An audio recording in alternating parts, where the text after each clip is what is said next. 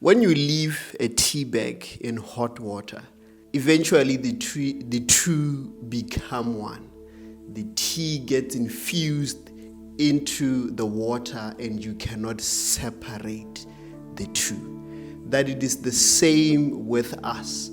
That when we live this life in this world, there are certain patterns and behaviors that we are going to incorporate into our lives, that we borrow from this world, that are not from God's kingdom, but are from this world. That's why Romans 12:2 tells us that we should not conform to the patterns, to the behaviors of this world, but rather we should be transformed by the renewing of our minds.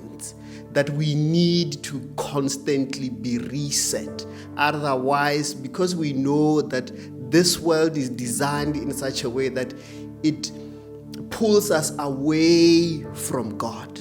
We look at what the world now promotes: busyness. And when you are busy all the time, it means you're not going to have time for God. The world promotes now quick gratification, that you are not going to be able to endure, that you are not going to be able to be patient when God tells you, no, not now, please, I want you to wait. That the world promotes crowds, but yet God tells us that we are to close our doors and lock ourselves in our closets, that God promotes intimacy and fellowship with Him. Everything. So the world is going in this direction, but yet God's kingdom is going in another direction. So I just wanted us to know and be aware of the dangers that we are exposed to, that the messaging that we are being bombarded with on a daily basis through the media, that we should be aware that all of these things are trying to transform us and mold us into something else that is not in God's will for our own lives. Hence why it is then important for us to spend time with God daily, to be renewed daily. Renewed by spending time reading His Word, spending time in prayer. Because those are the things that will reel us back and pull us back.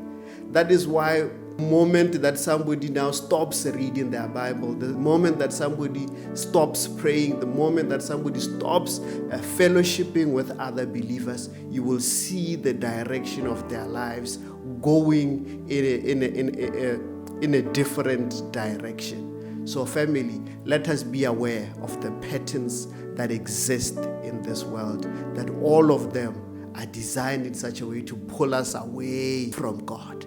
But let us spend time daily in His Word and in the place of prayer.